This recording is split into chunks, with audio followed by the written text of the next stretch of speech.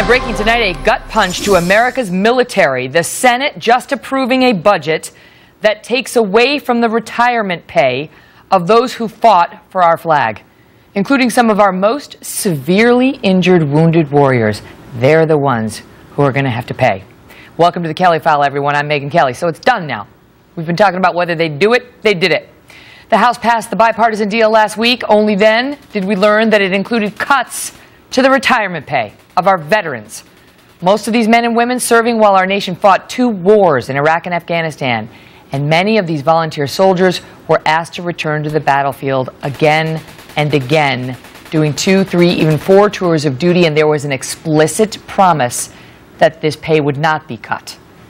Of course, many returned home severely disabled, forced to, quote, retire, but really it's a disability forced retirement, and now asked to sacrifice again to cover a budget gap because Washington can't get its act together. Military families have come forward all week to tell us how this breaks a sacred trust. All we're asking are members of Congress and our elected leaders to honor their word. We don't have a union representing us. All we have is our faith in our government to honor the promises that they have made to those who have served. Some of us agreed to stay in the military longer at congressional bidding because the military needed us, and we want them to honor their word, and that's not too much to ask. Joining me now, Wisconsin Republican Senator Ron Johnson, who voted to approve this budget deal today. Senator Johnson, I want to start with this. I give you credit for coming on because we called a lot of people who voted for this, and to be perfectly honest, they were cowards. They didn't want to come out and defend it.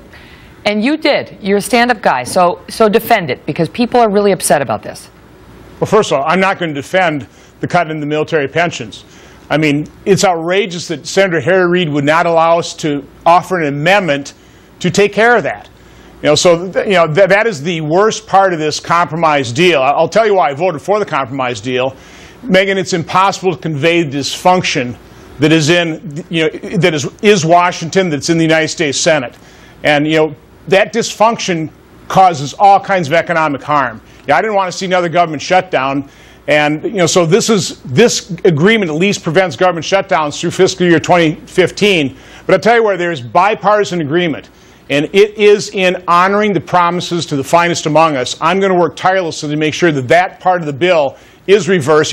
There's plenty of areas in the federal government where we can find the $6 billion. I mean, O'Reilly, 1 hour ago, tonight was doing a segment on how there's $17.5 million tax break to brothels. $17.5 million. Megyn, I mean, and the wounded veterans have to take this?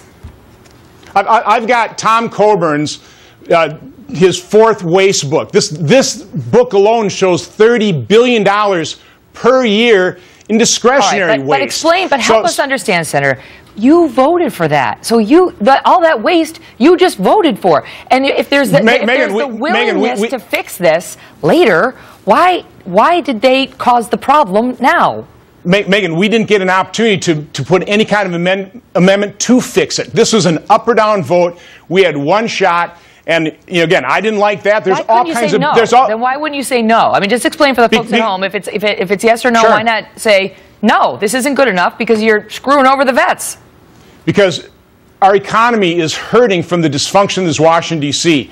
And one of the things this thing actually does is give us a budget number so that agencies, departments, and committees in Congress can actually start rationally prioritizing spending, look for areas of waste, and start eliminating them. So this Congress actually starts doing its job. Megyn, we haven't passed an appropriation bill in the United States Senate in 2 years. That's the primary function of Congress, to authorize government activity and pass the funding for it.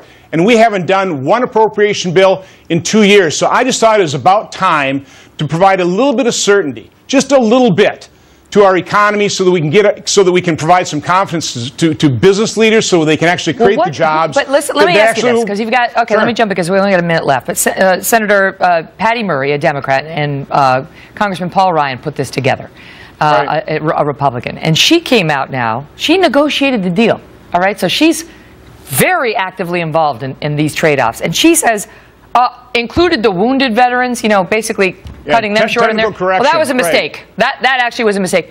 She negotiated this. This makes the American people feel like the people inside the Beltway don't know their you-know-what from their elbow.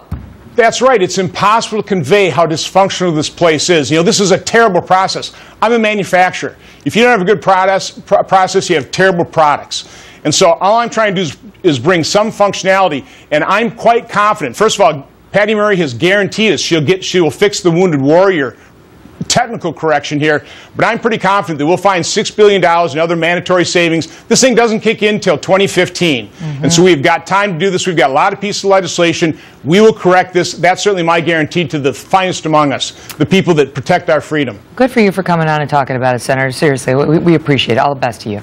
Well, you have a Merry Christmas. You too, sir.